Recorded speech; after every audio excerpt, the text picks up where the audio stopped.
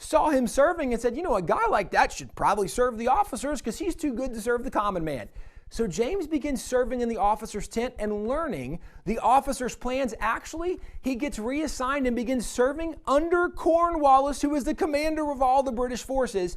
James is the guy who learned that Lord Cornwallis was going to be moving a large section of troops and going to Yorktown. Actually, James Armistead gets Lafayette the information. Lafayette writes a letter to Washington where he says, I have a spy in the camp who's just given me information that Lord Cornwallis is going and moving his troops, and this might be the time we've been waiting for to capture him and conquer him and maybe end the war. Well, this is exactly what happened. The Americans were able to surround Yorktown, and this is where this is a painting depicting the surrender of Cornwallis.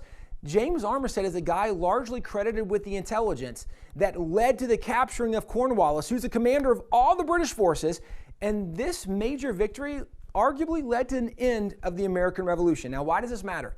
Because James Armistead is credited with the intelligence that led to this victory. So this victory, the last major battle that's considered to have won the revolution, would not have happened had it not been for a black patriot who was a spy in the revolution. And not only that, if you look at the military intelligence that we have today, it goes back to people like James Armistead. Now, why this matters is if you think big picture American Revolution, when we think of how did the revolution begin, we might look at the shot heard around the world, but John Adams says the revolution actually began in 1770, the Boston Massacre, because that's when the British shed the first American blood, and that's when the war actually began. Well, if you remember the Boston Massacre, there was a man killed in the Boston Massacre who's considered the first blood shed in the revolution. Well, that man was Crispus Attucks. And there were many famous depictions and paintings done of Crispus Attucks, of the black man being killed by the British. If you look at the revolution arguably began with the death of a black patriot, and the revolution was won arguably because of the intelligence of a black patriot. What this means is you can't even fully tell the story of the American Revolution without including the contributions of black heroes and black patriots in American history. And I've only given a few examples. We have entire history books of just black heroes from the American Revolution, from the War of 1812, from the Civil War, throughout American history. And yet today, very few Americans know anything of these black heroes. Why don't we know these black heroes today? Well, you can back up to a guy like Woodrow Wilson, who's, I would argue, the biggest culprit of why we don't know so many of these black heroes. When Woodrow Wilson was a professor at Princeton University, he wrote a new history series, and actually it was considered kind of this chronological history of America from the beginning all the way up to that point. It was a 5-volume set, and it was believed to be the most scholarly history book ever done.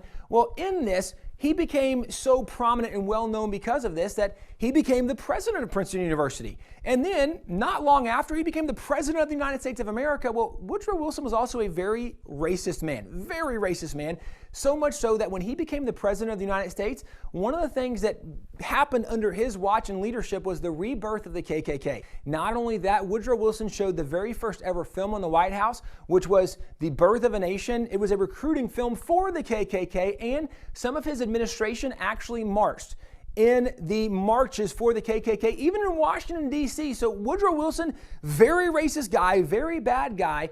And actually, this is depicted even in his history books, because if you back up to his history books, he removed every single black person from American history, not just the heroes, every black person in general.